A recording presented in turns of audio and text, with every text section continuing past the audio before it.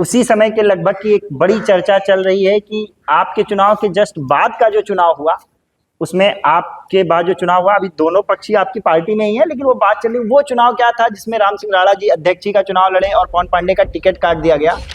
जिन सरकारों को डर लगता है कि ये नौजवान पढ़ा लिखा नौजवान आंदोलन करेगा, उन सरकारों ने लगातार नौजवानों को ये छात्र संघ जो बंद हुए, छात्र संघ बंद नहीं होते तो निजीकरण जो विश्वविद्यालयों में चल रहा है और जो एजुकेशन इतनी महंगी कर दी गई, हम लोग 100 रुपए भी बढ़ जाता था, 50 रुपए भी तो मूवमेंट करते थे, हिसाब मांगते थे सरकारों से। आज कौन पूछने वाला है। और उसके बाद में फिर हम लोगों ने पूरा, उनके साथियों ने और हम लोगों ने पूरी बढ़ चढ़ के उनको जेल के अंदर से चुनाव लड़ाया और वो चुनाव जीते। जिन सरकारों को डर लगता है कि ये नौजवान पढ़ा लिखा नौजवान आंदोलन करेगा, उन सरकारों ने लगातार नौजवानों को ये छात्र संघ जो बंद हुए, छात्र संघ बंद नहीं होते तो निजीकरण जो विश्वविद्यालयों में चल रहा है और जो एजुकेशन इतनी महंगी कर दी गई, हम लोग 100 रुपए भी बढ़ जाता था, 50 रुपए भी तो मूवमेंट करते थे, हिसाब मांगते थे सरकारों से। आज कौन पूछने वाला है। बीजेपी में बैठे लोग भी घुटन महसूस कर रहे हैं। बाहर वालों को तो बोल दिए तो वो तो देशद्रोही हो जाएंगे, और उनके अंदर भी कोई बैठा किसी की हैसियत नहीं है, बोल दिया तो उसको भी सीबीआई ईडी की रडार पे ले लेंगे।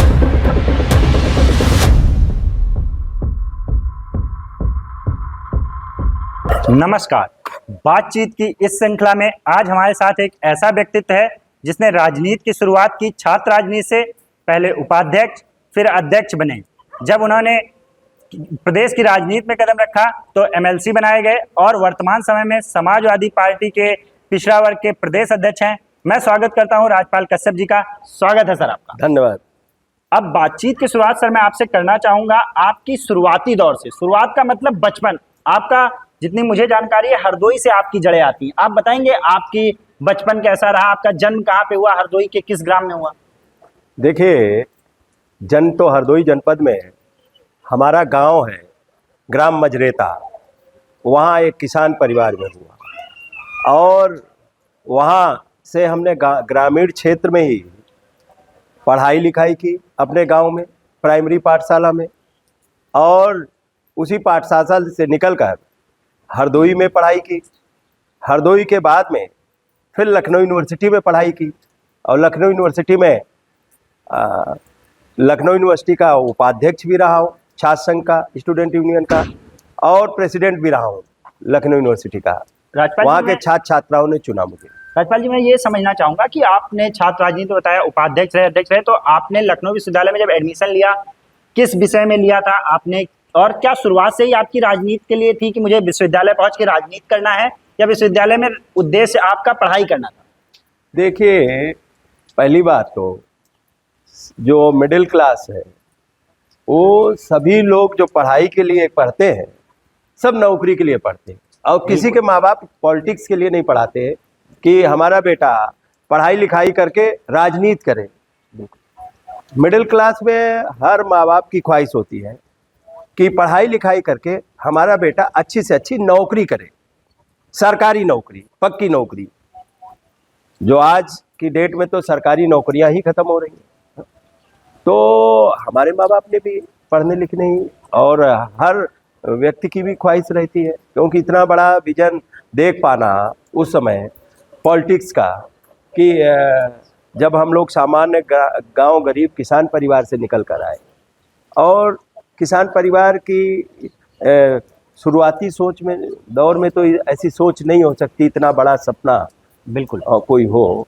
लेकिन समय समय पे हम अपने माँ बाप का धन्यवाद देते हैं कि उन्होंने हमारी पढ़ाई पे जो भी हमें साधन संसाधन की आवश्यकता पड़ी, उन्होंने कभी बाधा नहीं आने दी। और हम ही नहीं, हमारे 4 भाई बहन थे, चारों भाई बहन को पढ़ाया। आज चारों भाई बहन पढ़ के एक सामान्य परिवार से निकले और सब लोग अपने अपने तरीके से और नौकरियां भी कर रहे हैं। और मैं इसमें आ गया। तो हम लोग तो पढ़ने आए थे, और जिस प्राइमरी पाठशाला को आज बंद किया जा रहा है, बिल्कुल। गांव में जो प्राइमरी पाठशाला जहां टाट फट्टी पे बैठ के हम लोग पढ़े हैं। आप विद्यालय समायोजन की जो अभी हाँ। चल रही है उसके बारे में हाँ, मैं बताना चाहता हूँ, जिस प्राइमरी पाठशाला से हम लोग पढ़ के आए, आज वो प्राइमरी पाठशालाएं बंद किए जा रहे हैं। क्योंकि गांव में पहली बात तो बच्चे का जाना स्कूल ही बहुत कठिन काम है। शुरुआती दौर में बच्चे को स्कूल भेजना माँ बाप के लिए सबसे कठिन काम है। बिल्कुल। क्योंकि किसी का भी बच्चा हो, चाहे वो बड़ा आदमी हो चाहे छोटा आदमी हो, किसी को भी बच्चों को स्कूल भेजना सबसे कठिन काम, सबसे कठिन काम। और सबसे नज़दीक जो स्कूल होता है उसी में पहले दाखिला, क्योंकि सुरक्षित रहेगा, आराम से पहुंच जाएगा, और दूर तो जाने का विषय ही नहीं। तो अब आज जो बंद किए जा रहे हैं, तो इससे तो कहीं ना कहीं जो गरीब लोग हैं उनकी एजुकेशन जरूर प्रभावित होगी। जो अपने बच्चों को दाखिले के लिए बाहर नहीं करा सकते, दूसरी जगह नहीं करा सकते, 2-4 किलोमीटर टेम्पो और टैक्सी के पैसे नहीं है भेज सके, और जो लोग दिन भर अपना मजदूरी मेहनत करते हैं, 7 बजे चले जाते हैं, तो वो 7 बजे बच्चे को कहाँ छोड़ने जाएंगे। ये प्राइमरी पाठशाला इसीलिए रखा गया था कि नज़दीक, कि जिससे बच्चा आराम से पैदल टहलता हुआ चला जाए। और शहर में तो बड़े लोगों के बच्चों को तो स्कूल भेजते वक्त पता नहीं, जिनके बच्चे हैं उनको ज़रूर एहसास होगा कितनी उससे भेजा जाता है, तब भी रोता है बच्चा। बिल्कुल। माँ समझाती है, पिता समझाते हैं, कहीं चॉकलेट देंगे, कहीं कुछ देंगे, तब वो स्कूल जाता है। उसको ये भी बताते हैं स्कूल से वापस आओगे तो फिर ये चीज़ें देंगे, वो देंगे, उसको सपने दिखाते हैं, तब वो बड़ी मुश्किल से जाता है। बिल्कुल। और ऐसे दौर में अगर बच्चों की जो प्राइमरी एजुकेशन है, हायर एजुकेशन के लिए तो दूर जा सकता है जब पढ़ने के बाद, लेकिन प्राइमरी एजुकेशन है जिसमें बच्चा चलना भी ठीक से नहीं, चल भी नहीं ठीक से पाता है, उन परिस्थितियों में अगर ये प्राइमरी स्कूल गांव के बंद होंगे तो शायद हमारे जैसे लोग नहीं निकल पाएंगे। अगर हमारे माँ बाप ने पढ़ाया नहीं होता, पढ़ाई पे जोर न दिया होता, तो यहाँ लखनऊ यूनिवर्सिटी में दाखिला नहीं कराने भेजते, फीस नहीं देते, इतनी रहने के लिए कमरे का किराया नहीं देते। तो हमारे माँ बाप ने जागरूकता के साथ में यहाँ भेजा, उसी के तहत हम लखनऊ यूनिवर्सिटी में आए और मैंने तैयारी की। मैंने सिविल की भी तैयारी की, मैंने इंजीनियरिंग की भी तैयारी की।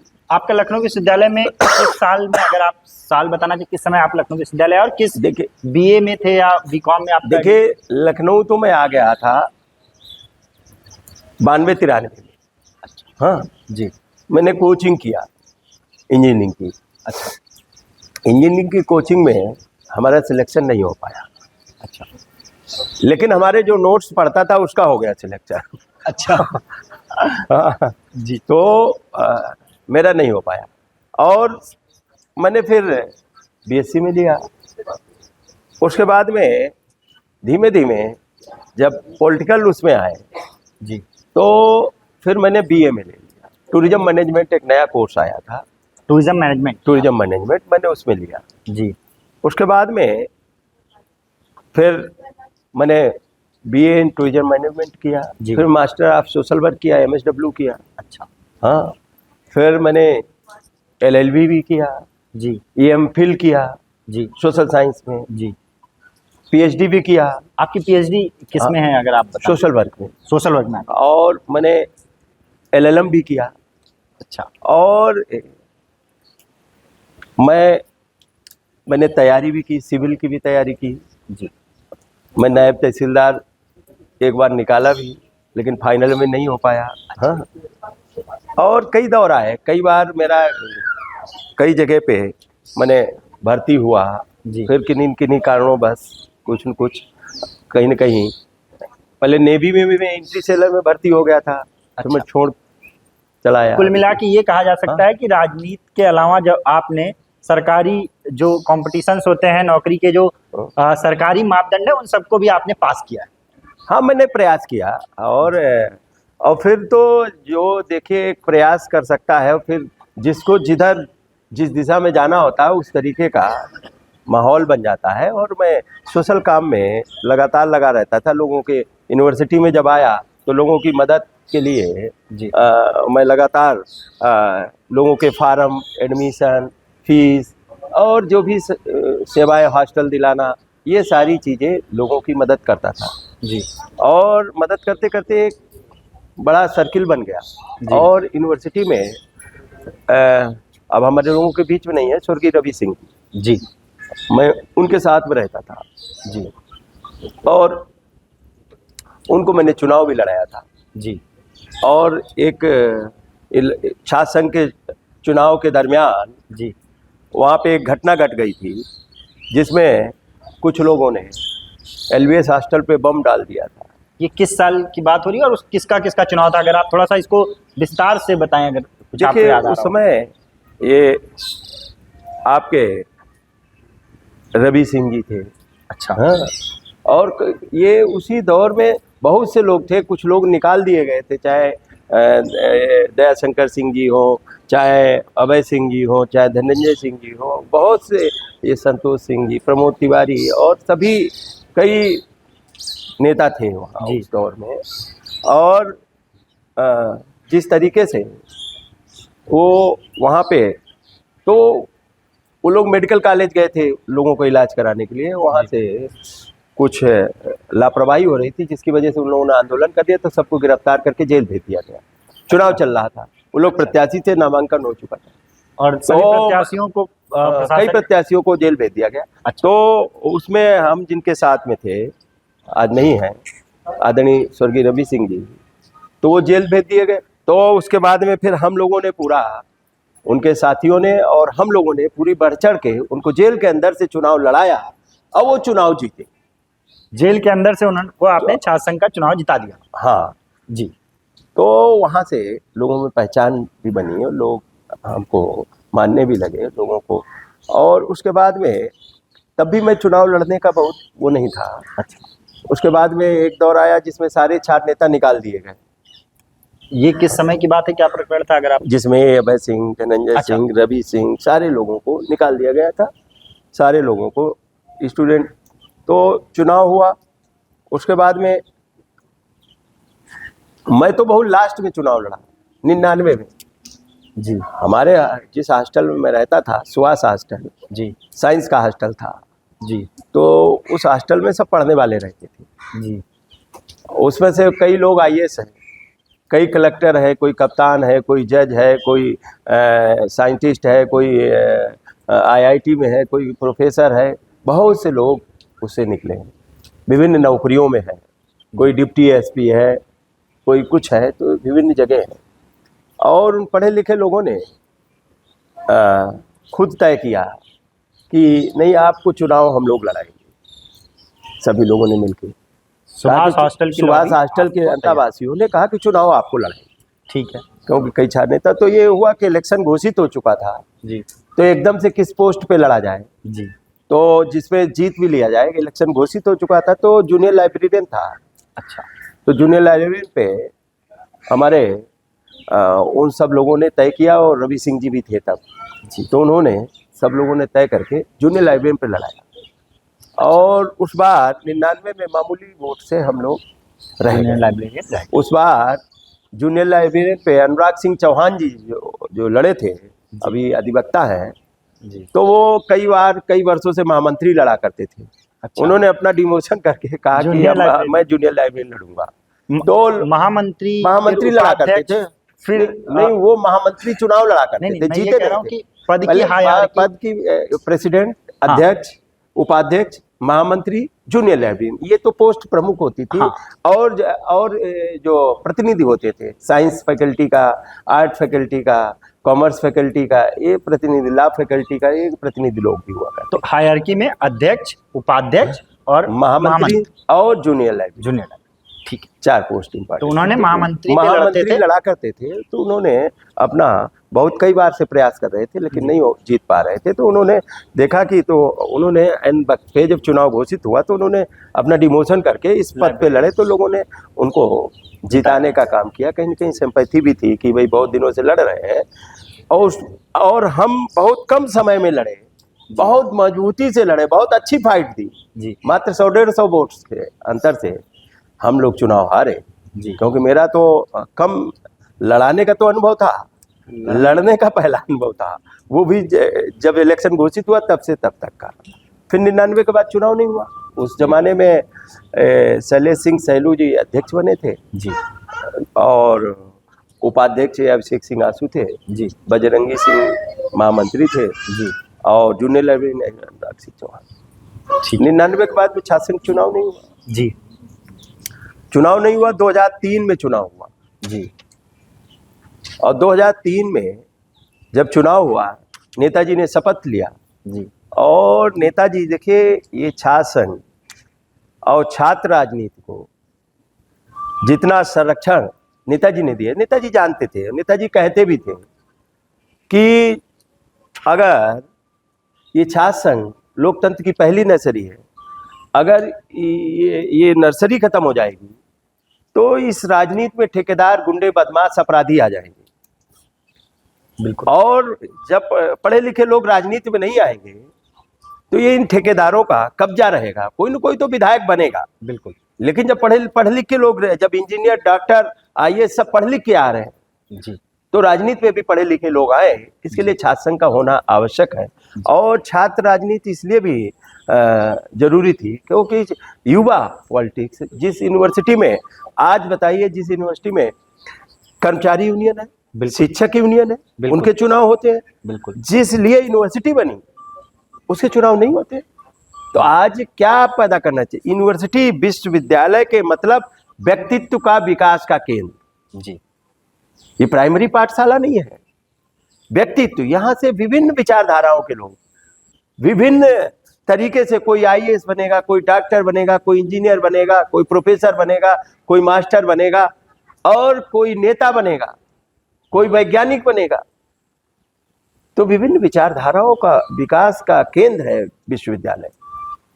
उसको कहीं न कहीं इन विश्वविद्यालयों को कंट्रोल करके, और जब शिक्षा महंगी होती थी, हम लोग अगर रुपया बढ़ जाता था फीस का तो आंदोलन करते थे। बिल्कुल। और मजबूर करते थे, विश्वविद्यालय प्रशासन को मजबूर करते थे, या किसी छात्र छात्रा के साथ में अन्याय होता था, शोषण होता था, या क्लासरूम सही से नहीं चल रहा, या पढ़ाई नहीं हो रही सही से, या सरकार कोई ऐसा रूल्स ले आ रही है जिससे छात्र छात्राओं की एजुकेशन प्रभावित हो रही, उसके लिए आंदोलन करते थे हम, जेल जाते थे हम, लाठियां खाते थे हम जी। तभी तो सब चीजें कंट्रोल थी। उसी यूनिवर्सिटी में जहां से नेता निकलते थे वहां से आईएएस भी निकले। बिल्कुल। वहां से बड़े बड़े जजेज निकले, बड़े बड़े लोग वैज्ञानिक निकले, राष्ट्रपति, उपराष्ट्रपति सब। जूनियर लाइब्रेरियन थे उपराष्ट्रपति शंकर दयाल शर्मा जी हमारे यूनिवर्सिटी में जी के। तो आज भी बहुत से पदों पे बैठे हैं जो नेता। बिल्कुल। कोई डिप्टी सीएम है, बिल्कुल, कोई सीएम है। तो ये छात्र संघों की देन है। कई लोग छात्र राजनीति से निकले। बिल्कुल। और हमें याद है 2003 में लगातार हम लोग आंदोलन कर रहे थे, तब ये बीजेपी की हुकूमत जब आई जी, तो एजुकेशन जरूर इन्होंने महंगी की है, व्यवसायीकरण करने का काम किया, और कहीं न कहीं इनकी मंशा रहती है कि कम लोग एजुकेशन पाए, अशिक्षित ज्यादा रहे। अशिक्षितों को कंट्रोल करना आसान है, इनको हिंदू मुसलमान का नशा चढ़ाना आसान होगा। पढ़े लिखे लोग होंगे तो वो तो रोजगार मांगेंगे, सवाल भी करेंगे, अपनी पढ़ाई लिखाई के हिसाब से नौकरी भी मांगेंगे। और जब अनपढ़ होगा, गरीब होगा, लाचार होगा, तो उसको किसी भी तरीके से हम चला लेंगे। किसी को 5 किलो अनाज पे वोट ले लेंगे, किसी को दारू पिला के कंपोजिट दुकान पे भेज देंगे तो उससे मिल जाएगा। तो वो कम से कम अपना हक अधिकार नहीं मांगेगा। राजपाल जी, हम लोग बात कर रहे थे आपके उपाध्यक्षी के चुनाव की। आप बताएंगे उस समय आप क्या, विश्वविद्यालय में आपका किस सब्जेक्ट में दाखिला था, और उस चुनाव में आपके साथ में कौन कौन प्रतिद्वंदी कौन थे, कैसे वो चुनाव हुआ, फिर कैसे अध्यक्षी की तरफ आपकी राह गई?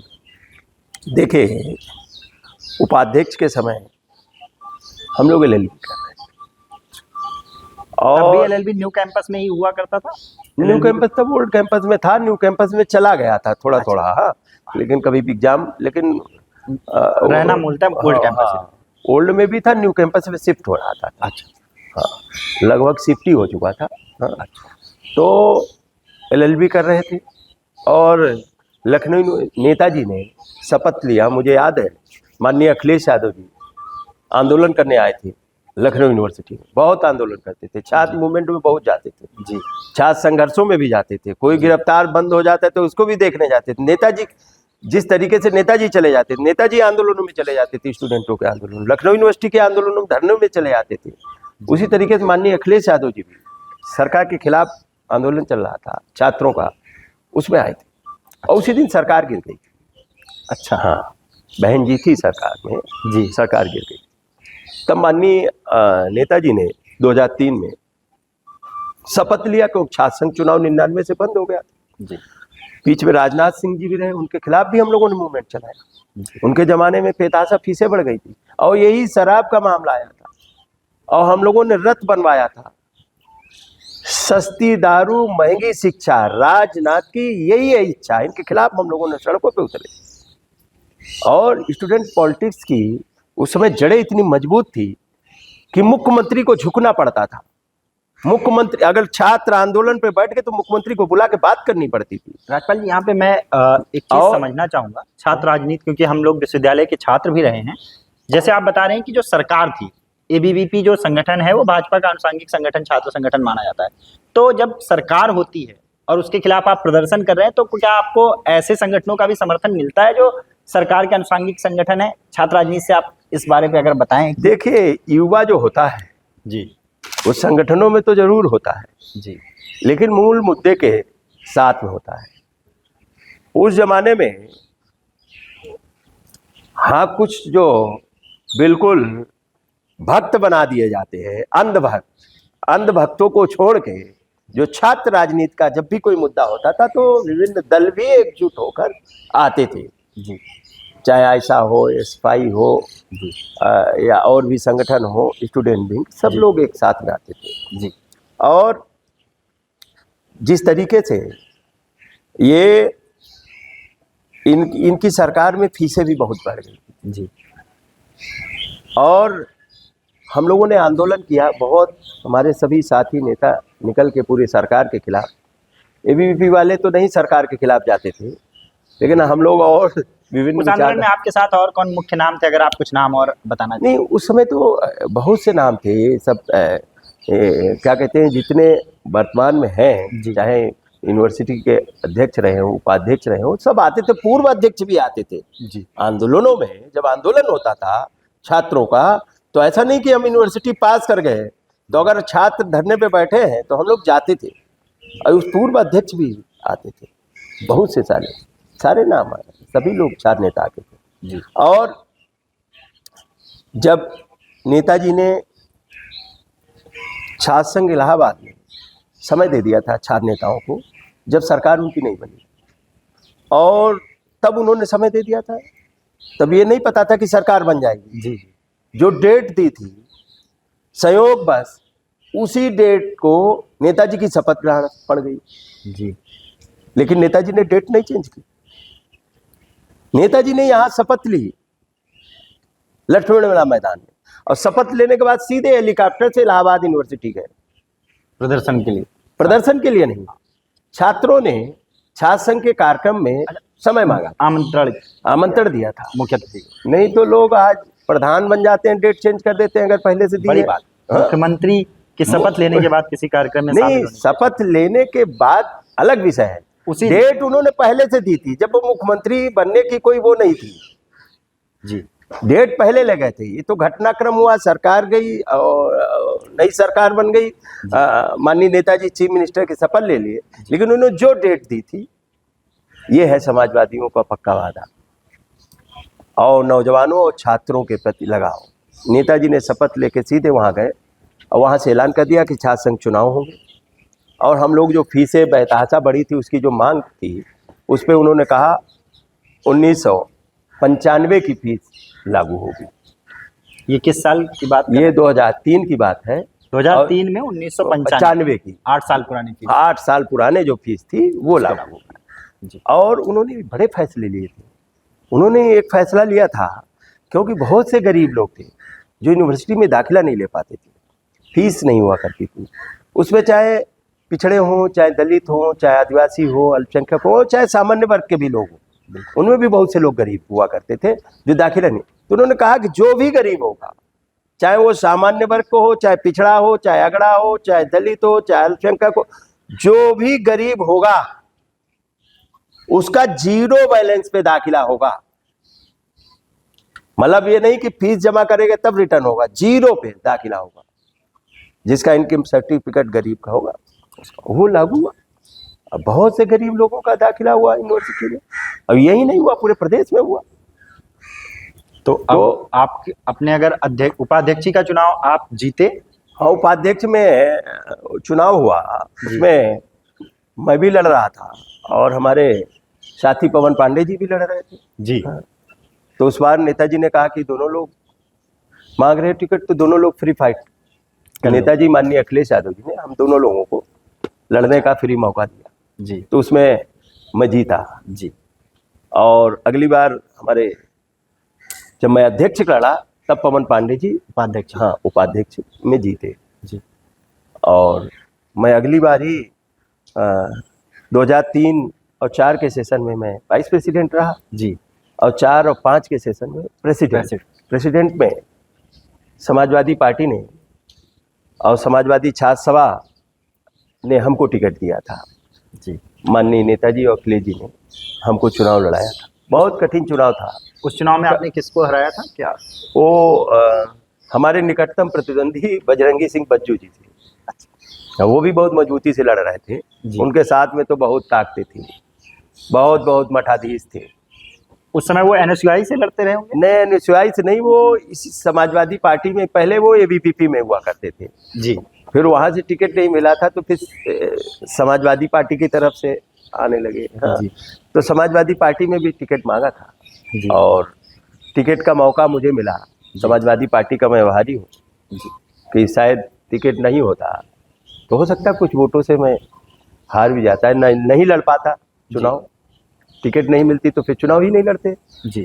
तो ये मौका तो समाजवादी पार्टी ने ऐसा दिया कि बहुत कांटे की टक्कर थी और उनके साथ में बहुत मठाधीश थे जी। हम लोग तो सामान्य परिवार से आए थे और सामान्य जो हमारे आम स्टूडेंट छात्र छात्राएं और पार्टी, और उसमें तो ऐसा वो हो गया था क्योंकि जो वर्तमान में अध्यक्ष थे जी। वो हमारी समाजवादी पार्टी के थे जी। अभिषेक सिंह आसू जी जी। और टिकट उनको नहीं मिला तो वो भी उनके साथ में चले गए।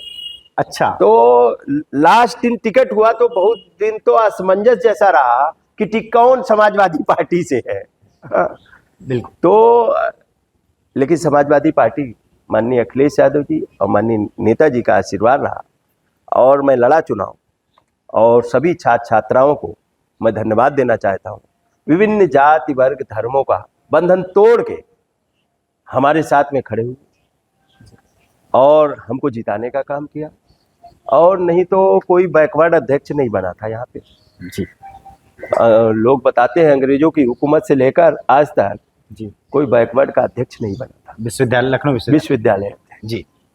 और इवन बहुत से लोग मुझको कहते भी थे कि जब मैंने कश्यप लगाया था जी तो लोग कहते थे कश्यप हटा दो, सिंह लिखो जी। हाँ, क्योंकि आपको हमारे दोस्त मित्र सभी जातियों के थे जी बिल्कुल। हाँ, तो लोग कहते थे कि अरे आपको तो सब ठाकुर समझते हैं, हाँ तो आप सिंह ही लिखो। जब मैंने पोस्टर बनवाया था शुरुआत में जी जी तभी लोगों ने कहा कि आप सिंह ही लिखो, राजपाल सिंह जी, कश्यप मत लिखो, क्योंकि उन्हें एक लोग जो वो हमारे शुभचिंतक ही थे, मतलब वो हमारे शुभचिंतक ही थे। उनका कहना था कि मतलब लोग जानते नहीं यहाँ सब बैकवर्ड का अभी तक कोई बना नहीं तो आपको वोट लोग कम देंगे या जो भी है कुछ इस तरीके। लेकिन मैंने कहा नहीं, आज मैं छुपा लूंगा, कल लोग जानेंगे। धोखा देके जीत लेना कोई बड़ी बात नहीं। आज भी बहुत से लोग नौटंकी ड्रामा करके जीत लेते हैं जी। हाँ? जीत लेना अलग विषय है, लेकिन अपने एजेंडे पे जीतना अलग विषय है। सरकार किसी का बना लेना कोई बड़ी बात नहीं है, एजेंडे पे सरकार बनाना और एजेंडे को लागू करना बड़ी बात है। सरकार तो झूठ छल कपट से भी बनाई जा सकती है, या जीत भी छल कपट झूठ सांच बोल के भी बोल बनाए, लेकिन अपने मुद्दों पे, अपनी वास्तविकता पे, अपने एजेंडे पे जीत के आना बड़ी बात होती है। तो हमने कोई परिवर्तन नहीं किया। हमने कहा जो भी हमारे साथी हैं वो हमारा साथ नहीं छोड़ेंगे जी, वो चाहे जिस जात बिरादरी के हों, क्योंकि वो मुझ पे जानते हैं, बिल्कुल क्योंकि मैंने उनके साथ में जीवन दिया है। जी, मैंने कभी भेदभाव तो किया नहीं, मैंने किसी में इस तरीके का वो तो किया नहीं, सबके सुख दुख और सबके साथ में रहा। तो सभी लोगों ने मुझको, वहाँ के छात्र छात्राओं ने जिताने का काम किया और काउंटिंग पूरी रात चली। जी, नेताजी चीफ मिनिस्टर थे, पूरी रात काउंटिंग चली, एक एक वोट पे मार हो रही थी, पूरी पारदर्शिता के साथ में निष्पक्ष काउंटिंग, जी, पूरे डीएम एसएसपी सारा फोर्स एक एक वोट पे देखा जा रहा था, कहीं कलम भी लगा किसी का, क्योंकि वो लोग भी पूरी ताकत से लगे थे। जी, क्योंकि मठाधीशों का हाँ, उनको पूरा सहयोग था। उनका तो, और कहीं न कहीं कई प्रोफेसर भी उनके पक्ष में थे। तो और कहीं न कहीं वो गड़बड़ भी करना चाह रहे हैं, कई बार उन लोगों ने गड़बड़ भी करना चाहा, लेकिन नेताजी ने सख्त निर्देश के साथ में कहा निष्पक्ष काउंटिंग करवाओ। उसके लिए कई अधिकारी अपॉइंट किए उन्होंने, कई अधिकारी खड़े होकर एक एक वोट को गिनवा रहे थे कि कोई गड़बड़ी ना होने पाए। पूरी रात काउंटिंग चली और सुबह नेताजी को कहीं बाहर जाना था इलेक्शन में, और नेताजी इंतजार कर रहे थे कि छात्र संघ का परिणाम आए। हाँ, नेताजी को बहुत छात्र संघों से, और मुझे जो टिकट दिया था उन्होंने बहुत बड़ा मन करके, माननीय अखिलेश यादव जी ने, नेताजी ने बड़ा स्टेप लिया था, क्योंकि सरकार में कोई रिस्क लेता नहीं, बिल्कुल रिस्क लिया था कि इस बार देखते हैं लड़ा के, हार जाए तो हार जाए, लेकिन हारा हुआ राजपाल कश्यप भी हमारे लिए ठीक है। और मान लो जिस वो चाहते थे कि इन समाजों का भी भागीदारी हो, ये मुश्किल से तो ऐसे लोग राजनीति में आ पाते हैं, बड़ी मुश्किल से। अब इनको मौका नहीं मिलेगा तो ये तो राजनीति से पिछड़ जाएंगे। तो यही कहीं न कहीं सोच थी माननीय अखिलेश यादव जी की, नेताजी की थी, जिसके तहत उन्होंने हमको मौका दिया। हम उसका जीवन पर्यंत आभारी ऋणी हैं, क्योंकि लखनऊ यूनिवर्सिटी जैसी जगह हमें मौका दिया जहाँ कभी कल्पना नहीं कर सकते थे, वहाँ पे मौका दिया। वहाँ के छात्र छात्राओं का भी, अपने सहयोगी और संगी साथियों का भी मैं आभार धन्यवाद आजीवन मानता हूँ और मानता रहूँगा कि जिन लोगों ने, क्योंकि वहाँ 100% पढ़े लिखे लोग वोट देते हैं, किसी को बेवकूफ़ बना के वोट नहीं ले सकते हैं, वहाँ सब पढ़े लिखे लोग ही वोट देते हैं। 100% पढ़े लिखे लोगों ने मुझको लखनऊ यूनिवर्सिटी का और समाजवादी छात्र सभा और समाजवादी पार्टी को जिताने का काम किया। मैं उस क्षण को नहीं भूल सकता हूँ, और जो लोग उसमें मदद में थे सबका मैं, और जो नहीं मदद कर रहे थे उनसे भी मेरा कोई बैर नहीं। राजनीति अपनी जगह पे, अपने मुद्दों पे मैं लड़ा और छात्र छात्राओं ने मुझे जिताया। राजपाल जी, जैसा कि आपने बताया कि अखिलेश यादव ने एक लीग से हटके आप पे बड़ा दांव खेला और आपने उसको सही साबित किया, और उन्होंने जो आप पे विश्वास जताया आपने उसका 100% रिजल्ट दिया। छात्र राजनीति की बात हो रही है उस चुनाव की, चूंकि आप सीनियर भी हैं, इसमें वर्तमान में उसी समय के लगभग की एक बड़ी चर्चा चल रही है कि आपके चुनाव के जस्ट बाद का जो चुनाव हुआ, उसमें आपके बाद जो चुनाव हुआ, अभी दोनों पक्षी आपकी पार्टी में ही है, लेकिन वो बात चल रही, वो चुनाव क्या था जिसमें राम सिंह राणा जी अध्यक्ष जी का चुनाव लड़े और पवन पांडे का टिकट काट दिया गया? उसके बारे में बहुत सारी बातें हो रही हैं, उस बारे में अगर आप कुछ बताना चाहें, क्योंकि आप सीनियर भी हैं। देखिए, टिकट तो मान लो तैयारी तो बहुत से लोग करते हैं जी, टिकट तो एक ही व्यक्ति को मिलता है। बिल्कुल। हाँ, तो राम सिंह राणा जी को पवन पांडे जी भी उपाध्यक्ष थे, मैं प्रेसिडेंट था। बिल्कुल। पवन पांडे जी उपाध्यक्ष थे और राम सिंह राणा जी महामंत्री थे। जूनियर लाइब्रेरियन सत्येंद्र कुमार वर्मा सत्या जी थे जी। और नेताजी ने तो चुनाव जीतने के तुरंत बाद हम लोगों को मुख्यमंत्री आवास बुलाया, हम लोग गए थे, बुलाया था, पूरे जुलूस के साथ में गए थे जी, और सबको आशीर्वाद दिया हम लोगों को मुख्यमंत्री आवास बुला के। तो टिकट तो और भी लोग मांग रहे थे, एक विजय कुमार सिंह टिंटू जी भी थे, जी, 3-4 लोग मांग रहे थे। हाँ, अब मौका मान लो समाजवादी पार्टी ने उनको दिया, राम सिंह राणा जी को। तो मैं राम सिंह राणा जी को दिया और मैं धन्यवाद देना चाहता हूँ कि ये दो प्रत्याशी जो हमारे पवन पांडे जी और राम सिंह वो विजय कुमार सिंह टिंटू जी, उन्होंने फिर चुनाव नहीं लड़ा, समर्थन किया। वो परिस्थितियाँ ऐसी थी कि उन्होंने। उसके बाद अभी एक बात आई है कि जितने राम सिंह राणा जी को वोट मिले उससे ज्यादा पवन पांडे जी के नाम के पर्चे निकले थे, क्योंकि आप विश्वविद्यालय के सीनियर भी है। प्रकरण है, आप अगर उस बारे में कुछ कहें। अब हाँ, ये देखिए समर्थक होते हैं, देखिए सबके समर्थक होते हैं जी। देखिए ये यहाँ तो कोई विरासत में तो कोई लेके आया नहीं, बिल्कुल स्टूडेंट पॉलिटिक्स करने आया। यहाँ भाई बहन सब लोग यहीं बनाते हैं, और यहाँ ऐसे ऐसे दोस्त हैं मिले और आज भी हैं, और जो लोग पुराने जो लोग हैं जिन्होंने नेता बनाया, वो आज भी हम लोगों का इज्जत अपमान, इज्जत जितनी करते हैं उतना कोई नहीं कर सकता। आज भी जो मतलब सम्मान हम लोगों का करते हैं जिन लोगों ने बनाया, और हम लोग भी उनका इतना सम्मान करते हैं। हम लोग कुछ भी बन जाएं तो उनको नहीं भूल सकते। तो समर्थक हुआ करते हैं, तो वो कहीं ना कहीं समर्थक उस समय लोग गोली खा जाते थे। स्टूडेंट पॉलिटिक्स में अपने नेता के लिए लोग गोली खा जाते थे जी। और कई लोगों को इसी कैंपस में कई साथियों को, कई स्टूडेंट लीडर थे जिनकी हत्याएं हो गई, उनके समर्थकों की हत्याएं हो गई। बहुत एक दौर तो ऐसा है गैंगवार जैसा चलता था, लोग जान देने को तैयार हो जाते थे एक दूसरे को जी। तो ये पर्ची की बात है, तो पर्ची तो कोई बात नहीं, पर्ची भी लोग अपना नाम से अपना समर्थक है तो लिख के डाल आया। नहीं, पर्ची की बात में जो यहाँ पे पेच फंसता है कि जितने वोट राम सिंह राणा को मिले उससे ज्यादा पर्चियां निकली। अब ये तो देखिए गिनती करने पे पता लगेगा, लेकिन हाँ समर्थक होते हैं, कुछ समर्थक होते हैं जो बिल्कुल एकदम से अपने नेता के प्रति तो पर्चियां डाल दी, ठीक है, ये तो मानते हैं। अब कितनी क्या निकली वो अलग विषय है। हाँ ठीक। और वो चुनाव उस बार हुआ और कुछ परिस्थितियां ऐसी बनी जिसमें भाई राम सिंह राणा जी हार गए चुनाव। ऐसा नहीं, लड़े, मजबूती से लड़े वो भी जी। अब कभी कभी राजनीति में परिस्थितियां बनती है, वही बजरंगी सिंह जी मान लो हमसे हारे। हाँ बिल्कुल। अब तो एक होता है ना कि, और कई बार ये भी हो जाता है कि रनर विनर हो जाएगा जी। ये भी चलता था पहले जी। पहले लखनऊ यूनिवर्सिटी में एक बार में कोई अध्यक्ष नहीं बनता था जी, या एक बार में पदाधिकारी नहीं बनता था जी। ये तो मैं सौभाग्यशाली मानूंगा कि फर्स्ट अटेम्प्ट में वाइस प्रेसिडेंट में बना और फर्स्ट अटेम्प्ट में ही प्रेसिडेंट बना।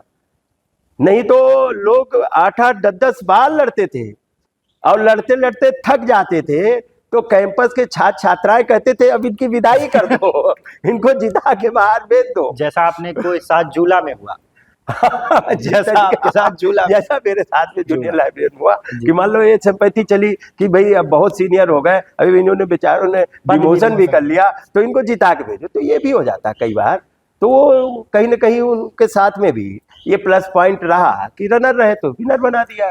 राजपाल जी, अब मैं आपसे जानना चाहूंगा आपकी पहली मुलाकात नेताजी से और वर्तमान में आपके राष्ट्रीय अध्यक्ष अखिलेश यादव से किस तरीके से हुई थी, अगर आप उसके बारे में कुछ बताना चाहें। देखिए हमारी पहली मुलाकात तो ऐसे मिलने वाली मुलाकात तो अलग है जी, लेकिन देखने वाली मुलाकात अलग है।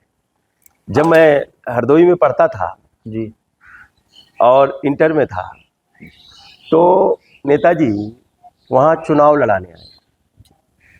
चौधरी चांदराम जी आए थे लोकसभा का चुनाव लड़ने हरियाणा से जी, देवीलाल जी और सारे लोग आए थे जी। तो मैं अपने स्कूल से साइकिल से जीआईसी ग्राउंड में, हरदोई के जीआईसी ग्राउंड में रैली हो रही थी, वहाँ मैं गया था जी। और मैं नेताजी से कहीं ना कहीं उनकी विचारधारा से, उनके भाषण से कहीं ना कहीं प्रभावित था। और साथ साथ में उन्होंने हम लोगों को आरक्षण भी दिया। अगर यूनिवर्सिटियों में बैकवर्डों को अगर आज यूनिवर्सिटी में दाखिला मिलता है, मंडल कमीशन की सिफारिश शायद न लागू हुई होती तो यूनिवर्सिटी कॉलेजों में दाखिला नहीं मिलता। तो ये भी कहीं ना कहीं, और नेताजी जमीन से धरातल से जुड़े हुए व्यक्ति थे, उनके प्रति कहीं ना कहीं। और मैं तो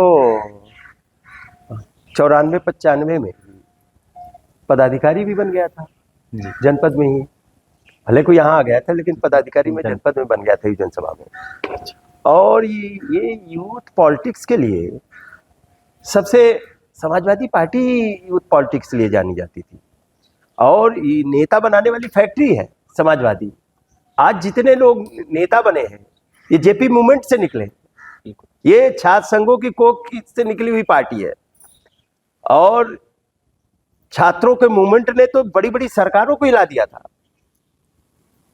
और इन छात्र मूवमेंटों से सरकारें डरती हैं, और कहीं न कहीं इस छात्र राजनीति को कमजोर करने में जिन सरकारों को डर लगता है कि ये नौजवान पढ़ा लिखा नौजवान आंदोलन करेगा, उन सरकारों ने लगातार नौजवानों को ये छात्र संघ जो बंद हुए,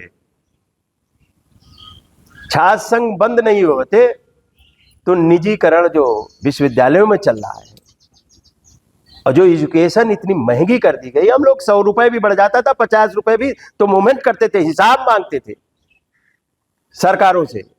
आज कौन पूछने वाला है? आज अगर छात्राएं आंदोलन करते तो निष्कासित कर दिए जाएंगे, गुंडे बना दिए जाएंगे, अपराधी बना दिए जाएंगे, जेल भेज दिए जाएंगे। अगर वो हक अधिकार, आज पढ़े लिखे नौजवान घूम रहे हैं, क्यों घूम रहे हैं पढ़े लिखे नौजवान? इसलिए घूम रहे हैं कि उनको कोई दिशा नहीं देने वाला। छात्र राजनीति, विश्वविद्यालय, यूनिवर्सिटियों, कितने नेता निकले, हमारे जैसे कितने नेता निकले छात्र संघों से, विधायक, एमपी, एमएलए। और अगर ये छात्र राजनीति होती तो ये सरकारें जिस तरीके से तानाशाही तरीके से चल रही, इन सरकारों को हमें मालूम है, अगर छात्र संघों पे बैन न लगा होता, यूनिवर्सिटियों कॉलेजों में चुनाव हो रहे होते, तो ये बीजेपी सरकार इतने दिन टिकने वाली नहीं थी, और इतने दिन झूठ फरेब चला के और अपना जो गुलाम बना के नहीं रख सकती थी। बड़ी बड़ी लड़ाई छात्र नेताओं ने लड़ी है, छात्रों ने लड़ी, नौजवानों ने लड़ी। जब सीमा पे नौजवान लड़ता है तब सीमाएं सुरक्षित है, और जब मुद्दों पे नौजवान लड़ेगा तब ये यहाँ की सरकारें जो बेलगाम चल रही हैं, इन पे लगाम कसने का काम नौजवान कर सकता है। नौजवान की एक अपनी अलग ताकत होती है। राजपाल जी, अब मैं आपसे कुछ जो समसामयिक मुद्दे चल रहे हैं, क्योंकि आप समाजवादी पार्टी में एक विशेष आपको जिम्मेदारी मिली हुई है, मैं आपसे अब जो वर्तमान परिवेश है और भविष्य की राजनीति 2027 हमारे मुखाने पे है, 27 में आप समाजवादी पार्टी की परफॉर्मेंस को कैसे आंकते हैं? आपको लगता है कितनी सीटें आएंगी? अगर हम शॉर्ट और क्रिस्प में आपसे जानना चाहें कि 27 में आप कहाँ देख रहे हैं समाजवादी पार्टी का कैसा रिजल्ट आ रहा है? देखिए, सीटों का तो कोई एनालिसिस नहीं हम कर सकते हैं, लेकिन ये हम पूरे भरोसे और विश्वास के साथ में आपको बता रहा हूँ, क्योंकि मैं गांव-गांव जा रहा हूँ जी। गांव में हर जाति वर्ग धर्म के लोगों से मुलाकात हो रही, गांव-गांव जा रहा हूँ, पीडीएफ पंचायतें हो जी। तो गाँव में जो परिदृश्य है, अब तो शहर में भी अगर किसी भी मिडिल क्लास से पूछिए परेशान है, पढ़े लिखे नौजवान से पूछिए, आउटसोर्स से नौकरी सचिवालय में लोग कर रहे हैं। बिल्कुल, जो बड़ी बड़ी नौकरी जिनको लाखों रुपए तनख्वाह मिलनी चाहिए, वो 10-10, 12 हजार पे मजबूर है। बीटेक एमटेक किए हुए, और कितनी लड़कियां हैं जो 2-2, 3-3 हजार पे पढ़ा रही हैं, 4-4, 5-5 हजार पे पढ़ा रही। बताइए, ये तो हालत है। किसान परेशान है, पिछड़े दलित और जो सरकारी नौकरियां होती थी वो खत्म कर रहे हैं, आउटसोर्स से भर्ती कर रहे हैं।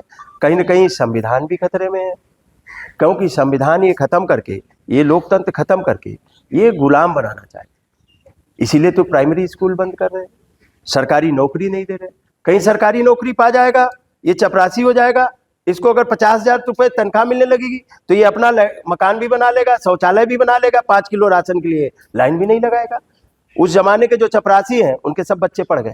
कई चपरासियों के बच्चे, आज का जो आउटसोर्स करने वाला एम्प्लॉई, जो अधिकारी है सचिवालय में, वो अपने 2 बच्चों को लखनऊ में रह के कमरे पे लेके पढ़ा नहीं सकता। बताओ फीस कितनी है?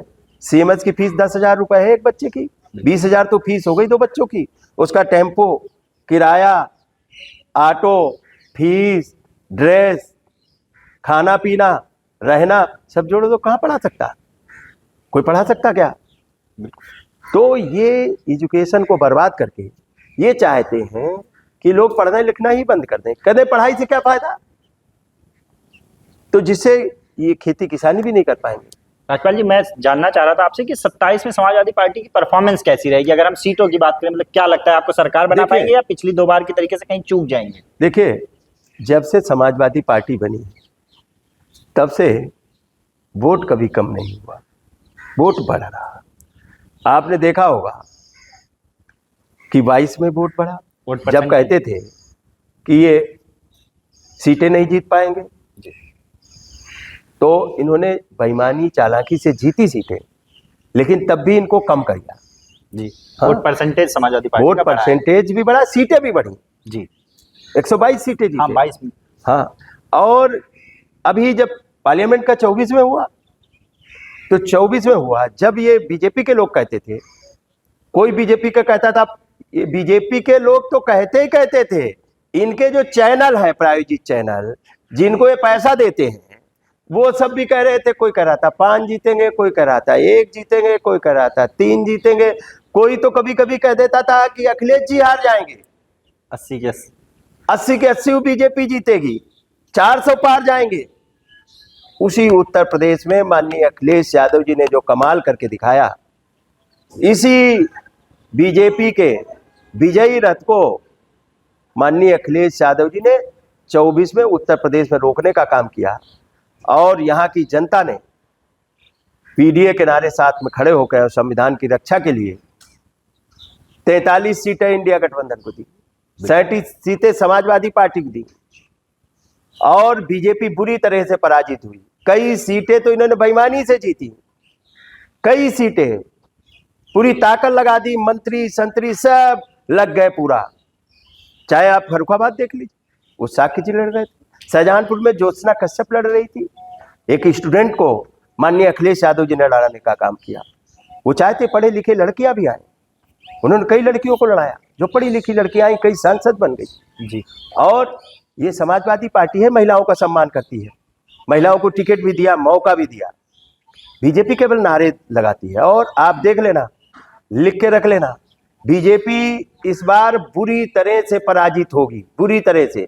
माननीय अखिलेश यादव जी पूर्ण और प्रचंड बहुमत के मुख्यमंत्री होंगे, और जिस तरीके से 24 में बैसाखी पे लाया बीजेपी को, और 27 में वेंटिलेटर पे चली जाएगी बीजेपी।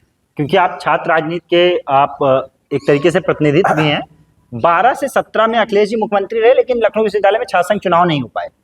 तो अगर दोबारा, जैसा कि आप दावा कर रहे हैं कि 27 में सरकार बनाने जा रहे हैं, तो अगर 27 में अखिलेश जी मुख्यमंत्री बनते हैं, तो छात्र संघ चुनाव लखनऊ विश्वविद्यालय में आपको क्या लगता है, हो पाएंगे या नहीं? निश्चित तौर पे होंगे। छात्र संघ चुनाव उस समय लोग नहीं चाहते थे, बीजेपी एक्चुअली में नहीं चाहती। बीजेपी इसलिए क्योंकि छात्र संघ चुनाव में पराजित हो जाती है, एबीवीपी हर जगह हार जाता, और यहाँ पे लोगों ने षड्यंत्र करके हाईकोर्ट में मामला लटकवा दिया था। माननीय अखिलेश यादव जी तो करा ही रहे थे जी। लिंग 2 कमेटी लोग ले आए, लिंग 2 कमेटी ने कुछ रोकने का काम किया चुनाव, फिर कुछ लोग कोर्ट चले गए षड्यंत्र के तहत, जीत पाते नहीं थे। हर बार स्टूडेंट यूनियन में लगभग समाजवादियों का हर जगह, और उसके बाद में भी जहाँ जहाँ हाईकोर्ट में मामले नहीं गए थे, वहाँ वहाँ समाजवादियों ने ही जीते, चाहे इलाहाबाद हो, चाहे अन्य जगह, बनारस में हम कई छात्र संघों के शपथ ग्रहण में गए, मैक्सिमम जगह समाजवादी पार्टी जीत रही। और छात्र संघ चुनाव भी माननीय जी के जमाने में हुए। लखनऊ यूनिवर्सिटी में तो टेक्निकल ग्राउंड की वजह से रुका था, हाईकोर्ट में लोगों ने रिट और यूनिवर्सिटी के प्रोफेसर और ये सब मिलके, बीजेपी और आरएसएस के लोग मिलके उसको कराना नहीं चाहते थे, इसलिए कोर्ट में। और जब भी माननीय अखिलेश यादव जी बने, तो देखिए छात्र संघ चुनाव ही नहीं, वो ये लोकतंत्र की नर्सरी है, इसको तो जीवित ही रखेंगे। लोकतंत्र भी खूबसूरत लोकतंत्र भी जीवित रहेगा, जिसमें अपनी बात कहने की भी आज़ादी लोगों के पास होगी। आज तो टीवी चैनल सच्चाई नहीं दिखा सकते, पत्रकार सच्चाई नहीं बोल सकते, जो बोल दे उसके घर में जांच हो जाएगी। बीजेपी में बैठे लोग भी घुटन महसूस कर रहे हैं, बाहर वालों को तो बोल दिए तो वो तो देशद्रोही हो जाएंगे, और उनके अंदर भी कोई बैठा किसी की हैसियत नहीं है, बोल दिया तो उसको भी सीबीआई ईडी की रडार पे ले लेंगे। तो ये लोकतंत्र कहीं ना कहीं खत्म हो रहा है। और जिस तरीके से समाज में गरीबी है, लाचारी है, और आज महंगाई चरम सीमा पे है, निजीकरण किया जा रहा है। जो बीजेपी कहती थी देश बिकने नहीं देंगे, बताइए, रेल बेच दिया, एयरपोर्ट बेच दिया, आपके हवाई अड्डे बिक रहे हैं, पोर्ट बिक रहे हैं, विश्वविद्यालय बिक रहे हैं, स्वास्थ्य सेवाएं बिक रही हैं, सब तो बेचे दे रहे हैं। कुछ बच रहा? फोर्स की चीजें भी बेच रहे हैं, जो रक्षा जैसे मामले, उनमें भी कहीं ना कहीं बताइए अग्निवीर बना रहे हैं, आउटसोर्स जैसी नौकरी दे रहे हैं 4-5 साल की। तो ये सब मुद्दे हैं। और 27 में माननीय अखिलेश यादव जी, मैं इसलिए नहीं कह रहा हूं, अखिलेश यादव जी का वास्तव में काम बोल रहा है। हम आप जहां बैठे हैं, ये एशिया का सबसे बड़ा पार्क है, जनेश्वर मिश्र पार्क जी, जिन पे आरोप लोग लगाते हैं, क्या कहते हैं, केवल यादवों की पार्टी है, मुसलमानों की पार्टी है। ये योजना किसके नाम पे है? पंडित जनेश्वर मिश्रा जी के नाम। ब्राह्मण विरोध का भी देखिए, पूरा आरोप लगा था। हमारे नेता, हमारी पार्टी विचारधारा पे काम करती है। डॉक्टर लोहिया की विचारधारा पे, पंडित जनेश्वर मिश्रा की विचारधारा पे, जयप्रकाश नारायण की, गांधी की विचारधारा पे, और माननीय मुलायम सिंह की विचारधारा पे ये चलने वाली पार्टी है। माननीय अखिलेश यादव जी जो पीडीए का मिश्रण लाए, माननीय अखिलेश यादव, जिसमें सभी की विचारधाराएं, विभिन्न विचारधाराओं का मिश्रण तैयार करके ये पीडीए बना। आप बताइए, ये इतना एशिया का, इस लखनऊ की राजधानी में इतना खूबसूरत पार्क, एशिया का सबसे खूबसूरत पार्क, लाखों लोग आते हैं। इसके बगल में आप चले जाइए, लोहिया पार्क माननीय नेताजी ने बनाया, नेताजी ने उद्घाटन किया था, तो मैं यूनिवर्सिटी का प्रेसिडेंट था जी, और नेताजी ने मुझे देखा नीचे और खड़ा किया, कहा देखिए वो लखनऊ यूनिवर्सिटी का अध्यक्ष जीता है, खड़ा हो जाओ, खड़े हो जाओ। ये नेताजी का अपना इसलिए था, छात्र संघों के प्रति और नेताओं के प्रति, और गांव गरीब के नेताओं को। ये छात्र संघ में जितने जीते थे, इनके घर में कोई विधायक नहीं था। जितने लोग जीते हैं या छात्र संघों से निकले हैं, उनको नेता बनाने की फैक्ट्री जो कही जाती थी नेताजी की और अखिलेश जी की, तो अखिलेश जी को देख के तो पता नहीं कितने लोग पॉलिटिक्स में आए। ये और तो पढ़े लिखे नौजवान हैं, उनका विजन है ये। और आप इसी लखनऊ में ले लीजिए, डबल इंजन की सरकार का कोई काम नहीं दिखाई पड़ेगा। आप ये देखिए, जनेश्वर मिश्रा पार्क शानदार बना, और आपका लोहिया पार्क है, river front, Gomti river front London की टेम्स नदी के तट पे बना जी। आपका HCL इकाना स्टेडियम, मेट्रो, माननीय अखिलेश यादव जी जितना चला दिया, उसके एक खंबा भी नहीं आगे बढ़ा पाए ये डबल इंजन की सरकार। आपके SCL जैसी कंपनी है, अमूल, पराग, इसी लखनऊ में स्थापित करने का काम किया। पुलिस हेडक्वार्टर, लोक भवन जो बना दिया वो मिसाल है। वर्तमान में मैं कह सकता हूं दावे के साथ में, भारतीय राजनीति में किसी भी राजनेता के पास ऐसी सोच नहीं है, प्रोग्रेसिव सोच, जैसी माननीय अखिलेश यादव जी के पास। राजपाल जी, ये बात हुई 2027 में समाजवादी पार्टी की। अब मैं बात करूंगा आपकी। आपने लखनऊ विश्वविद्यालय में भी बहुत दिनों तक लोगों को चुनाव लड़ाया, अभी भी आप संगठन का काम देख रहे हैं, और अगर विधानसभा की राजनीति देखी जाए या प्रदेश स्तर की राजनीति देखी जाए, तो अभी तक आप मुख्य भूमिका में चुनाव लड़ाने की ही भूमिका में रहे। तो कब ऐसा देखा जाएगा कि विश्वविद्यालय में जब आपने चुनाव लड़ना शुरू किया तो लगातार बेहतर रिजल्ट दिए, शीर्ष तक गए, कब आपके जो लोग हैं, कब वो आपको विधानसभा चुनाव में देख सकते हैं? नहीं, देखिए ऐसा नहीं, वो तो हम लोग संगठन के और पार्टी से के लिए काम करते हैं। हम लोग वैचारिक रूप से, बड़ी लड़ाई है विचारधारा से, हाँ, तो हम वैचारिकता को धरातल तक मजबूत करने के लिए, जो माननीय अखिलेश यादव नेताजी ने और डॉक्टर लोहिया का जो सपना है, समाजवादी विचारधाराओं का जो सपना है, उसको नीचे तक ले जाए। और जब भी पार्टी मौका देगी, ऐसा नहीं, ये इम्पोर्टेंट नहीं है कि मैं चुनाव, मुझे तो बगैर लड़े भी MLC बना दिया था, मिनिस्टर बना दिया था पार्टी ने, बिल्कुल, हाँ। और जब मौका मिला तो लखनऊ यूनिवर्सिटी में लड़ाया, और मौका मिलेगा फिर लड़ाएगी पार्टी, विधानसभा लड़ाएगी, पार्लियामेंट लड़ाएगी। और आपको विधानसभा लड़ने का मौका मिलेगा तो आपकी पसंदीदा विधानसभा सीट कौन सी होगी, कहाँ से आप चाहेंगे? देखिए, पहली बात तो बड़ा मुद्दा इस वक्त ये है, अब ये मुद्दा नहीं है कि राजपाल कश्यप लड़ेंगे कि नहीं लड़ेंगे, राजपाल कश्यप किस सीट से लड़ेंगे, ये भी मुद्दा नहीं है। अब हमारे जैसे सभी नौजवान और पार्टी के नेताओं का अब ये एक विजन है कि आलोकतांत्रिक सरकार बीजेपी को कैसे हटाया जाए, क्योंकि 5-5 लोग टिकट मांगेंगे, किसी एक को मिलेगी, एक को नहीं जी। लेकिन इस बीजेपी को हटाने के लिए अब ये महत्वपूर्ण नहीं है कि राजपाल कश्यप ही चुनाव लड़े, तभी हमारा महत्वपूर्ण विषय है कि हम एक जन आंदोलन बना के इस बीजेपी को उखाड़ फेंकने का काम करेंगे। और हमारी सरकार में हर व्यक्ति विधायक और एमपी एमएलए मिनिस्टर की ताकत रखता है। बिल्कुल। हमारे नेता हर व्यक्ति को सुनते हैं, गांव गरीब व्यक्ति को सुनते हैं।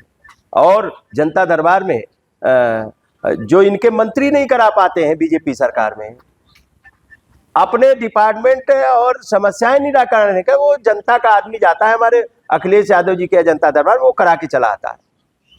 राज्यपाल जी, आपने कहा कि एक जन आंदोलन बना के अलोकतांत्रिक सरकार को हटाने का काम करेंगे। मैं अगर मैं ठीक आप मुझे करेक्ट कीजिएगा अगर मैं कुछ गलत कह रहा हूँ।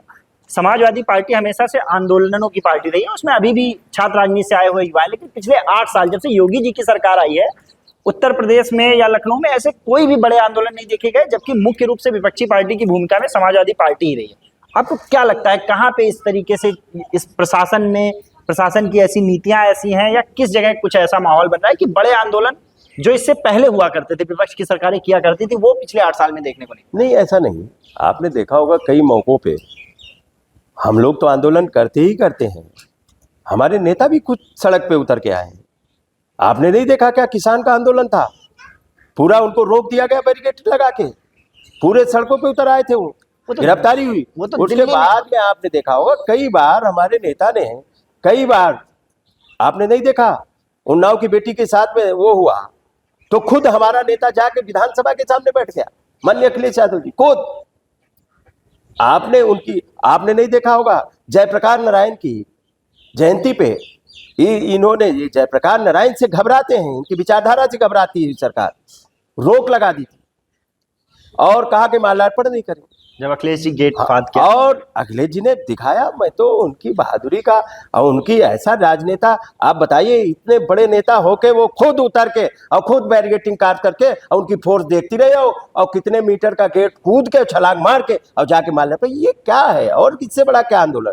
कई मौकों पर गिरफ्तारियां हुई, कई मौके मुझे याद है क्या कहते हैं कि और उसके बाद में फिर एक बार अभी वो कर दिया था, तो फिर वो तो ये ऐसा है। राज्यपाल जी, पहले देखा जाता ना संगठन इकट्ठा होता था और विधानसभा घेराव के लिए चल पड़ता था, हजरतगंज चौराहा जाम हो जाता था, और ये लेकिन पिछले 8 साल में ऐसे आंदोलन जिसमें लखनऊ का चक्का जाम हो गया, इस तरीके की चीजें कम देखने को मिली है। इस बात से तो आप भी सहमत होंगे। देखिए एक समय चक्र होता है जी, एक दौर हुआ करता था, जब तक बस नहीं फूकती थी तब तक आंदोलन नहीं माना जाता था।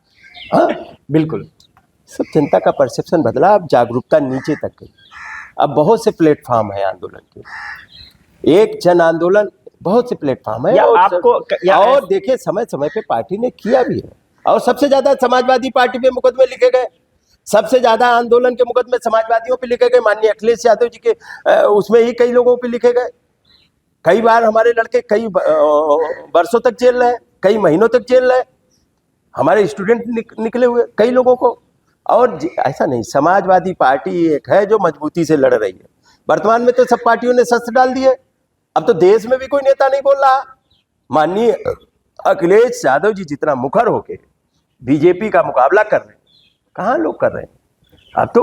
और एक आंदोलन, और जब समय समय पे मुद्दों पे जिलों जिलों में आंदोलन हो गए, और अब आंदोलन तो अब तो इनसे दूसरे तरीके से लड़ना पड़ेगा।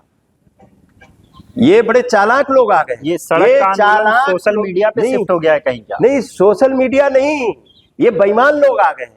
इन बेईमानों से तो बूथ पे लड़ना है। ये वोट कटवा रहे हैं, कहीं वो बिहार वाला ले आ देंगे, कहीं कुछ ले आ देंगे, हमारे लोगों पर मुकदमे लिख रहे हैं, लगातार लिख रहे हैं, और झूठे मुकदमे भी लिख रहे हैं।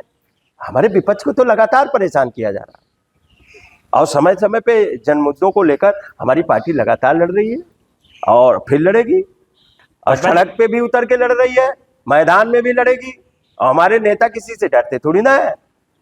और समय समय पे बात आती है, आपकी पार्टी के कद्दावर नेता आजम खां के बारे में बात होती है, और ऐसा समाजवादी पार्टी आरोप लगाती है, ऐसा कहा जाता है कि उनके साथ बहुत ज्यादती हो रही है, बहुत अन्याय कर रही है सरकार। आप लोग इस पूरे मामले को किस तरीके से देखते हैं, और 27 के चुनाव में आजम खान जी की आप किस तरीके से भूमिका देखते हैं, क्योंकि वो एक वर्ग के लिए बहुत बड़े लीडर है, बहुत बड़े आइकॉन है। देखिए वो हम लोगों के नेता हैं, और जिस तरीके का जुल्म जाती ये बीजेपी कर रही है, जिस तरीके से चुन चुन के जाति धर्म को देख के, जिस तरीके से बताइए एक यूनिवर्सिटी बनाई जी जहाँ उनके ऊपर मुकदमा, क्या क्या मुकदमा, एक बताइए, बोलने पे आज़ादी नहीं, बोलने पे उनकी सदस्यता ले ली गई। कितने कितने लोगों को, हमारे कितने विधायक एमपी एमएलए हैं जिनको जबरदस्ती जेल में बंद कर दिया, उनकी सदस्यता ले ली। अभी आपने देखा होगा बाई इलेक्शन हो रहा था, वोट नहीं डालने दे रहे थे, इनके कलेक्टर कप्तान थानेदार रोक रहे थे।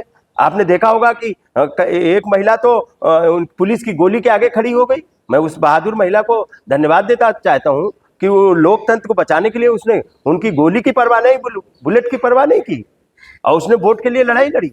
ये तो अलोकतांत्रिक सरकार आ गई है।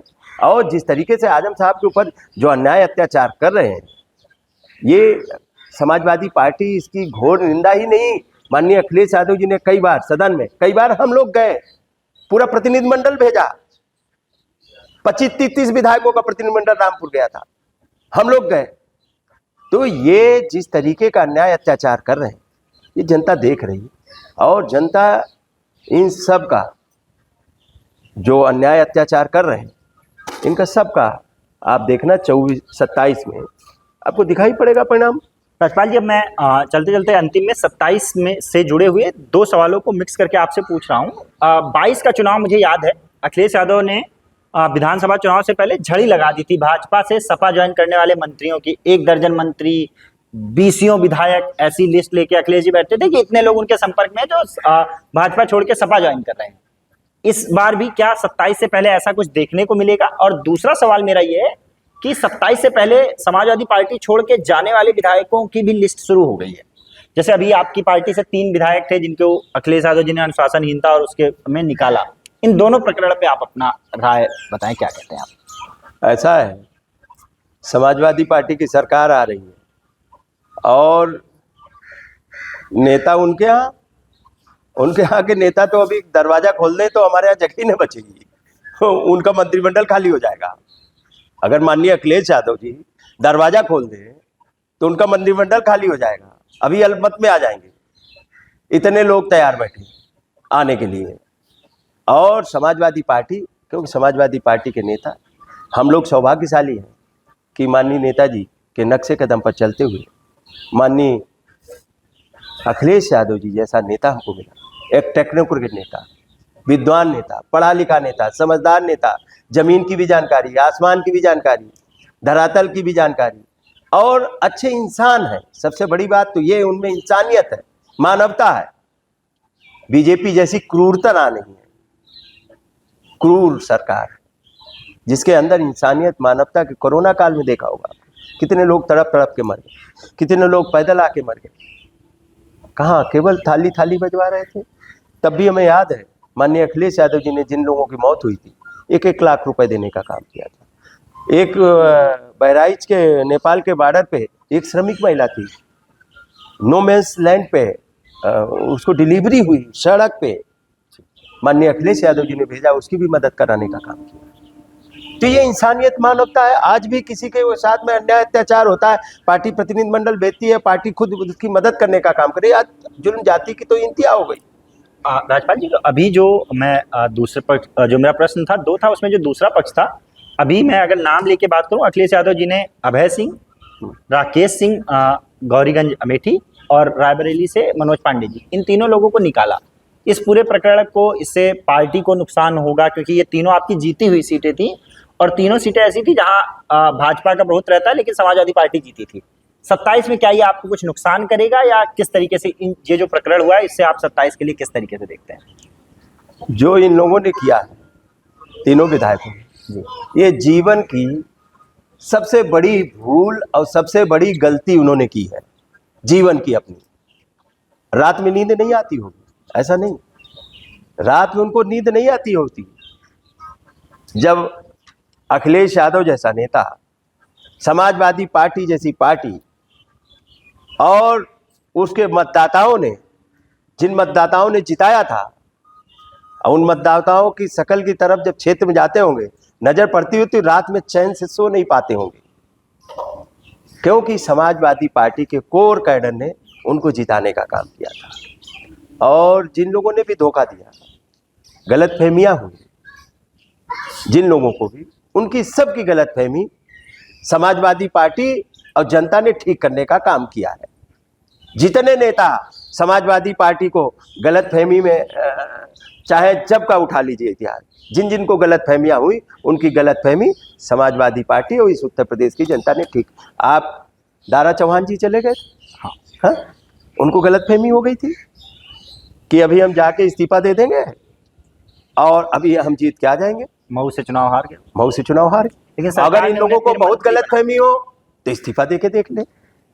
अगर उनको अपने ऊपर बहुत कॉन्फिडेंस हो तो इस्तीफा दे के देख ले। दारा चौहान जी के लिए पूरी पार्टी उल्टे पैर खड़ी हो गई, पूरी केंद्र से लेकर सब लगे रहे, हार गए बुरी तरह। ओम प्रकाश राजभर जी को गलतफहमी हुई, जनता ने बुरी तरह हरा के भेजा। लेकिन हाँ, ये दोनों लोग अभी मंत्री बन गए। डॉक्टर संजय निषाद को गलतफहमी हुई, उनको भी हरा दिया। वो मंत्री हैं, अभी चुनाव आएगा फिर उनकी गलतफहमी विधानसभा में भी ठीक करेंगे। जो लोग कहते थे कि सब हमारी बदौलत चल रहा, ओम प्रकाश जी कह रहे थे 122 सीटें 127 ये मेरी बदौलत आ गई। वो पटेल कहती थी कि मेरी बदौलत आ गई। वो मौर्य जी कहते थे मेरी बदौलत आ गई। और वो क्या कहते हैं, जितने नेता बताते थे। तो अब ये 43 सीटें जीती हैं, ये लोग तो नहीं थे। नहीं थे। तो ये समाजवादी पार्टी कोई एक जात की पार्टी नहीं है। अखिलेश यादव कोई एक जात के नेता नहीं है, जमात के नेता है। हर जात वर्ग धर्म के लोग उनको, हर महिला, छात्र, नौजवान, किसान, पिछड़े, दलित, अगड़े सभी लोग तो उनको पसंद करते हैं। और जो उनका पीडीए का नारा है वो नीचे नीचे इतना मजबूत हो गया है। इन्होंने तो गुमराह करके सरकारें बनाई। इन्होंने तो कभी किसी का नाम लेके मुख्यमंत्री बनाया, कहीं किसी के नाम पे मुख्यमंत्री बनाया, और ये सब मुखौटे निकले। आरक्षण, ये ओम प्रकाश राजभर जी आरक्षण तो दिला नहीं पाए, डॉक्टर संजय निषाद आरक्षण तो दिला नहीं पाए, अनुप्रिया पटेल, अब तो इनकी पार्टियों में आपसे में सुर फटौल चल रही है। वो तो थोड़ा सेंट्रल का डर है, सीबीआई ईडी का लोगों को डर है, नहीं तो जूता पजार हो इन मंत्रियों में। जितने डिप्टी सीएम है वो सीएम बनना चाहते, जो सीएम है वो पीएम बनना चाहते, और पता है काम कोई कुछ नहीं कर रहा, सब एक दूसरे को बेवकूफ बना रहे हैं। किसी का डिपार्टमेंट का कोई काम है? एक अस्पताल नहीं बता सकते जहाँ इलाज हो जाए? बताइए।